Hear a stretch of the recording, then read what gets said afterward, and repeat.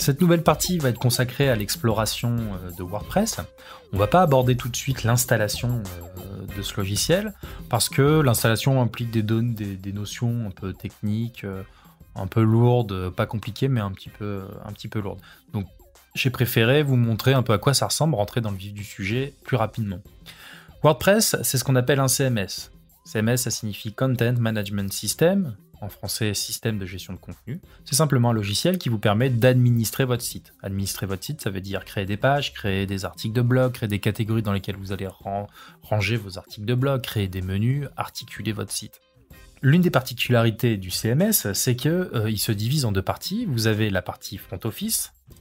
Là, j'ai installé un WordPress de base, voilà à quoi ça ressemble. Voilà, j'ai appelé le site Formation Business Antidote. Mais tous les WordPress de base ressemblent à ça la première fois qu'on les installe. Et puis la deuxième partie, le back-office, on peut y accéder simplement en ajoutant à la racine du site, au nom de domaine du site, /wp-admin, entrée. Et vous voyez qu'on arrive sur le module de login. Donc il vous demande un identifiant, un mot de passe, c'est protégé forcément. Et ça, cet identifiant et ce mot de passe, c'est celui que vous déterminerez lors de l'installation de votre site WordPress. Donc moi, je les ai mis de côté. Hop. Je copie, je colle. Je copie, je colle.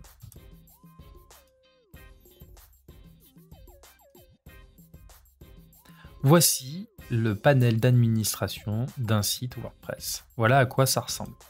Donc, dans cette partie, comme je vous ai dit, c'est ce qu'on va aborder. On va voir à quoi tout ça correspond.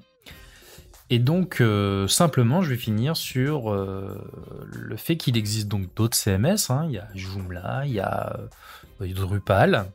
Et puis, il y a des CMS qui sont plus spécialisés dans des domaines comme le e-commerce. Il y a PrestaShop, Magento. Moi, je suis un addict de WordPress. Je travaille beaucoup sur Joomla avant. Et WordPress, pour moi, n'a pas d'égal en termes de flexibilité, de simplicité d'utilisation. Voilà, pour moi, c'est vraiment une machine de guerre. Donc voici pour cette partie, et je vous donne rendez-vous dans la partie suivante.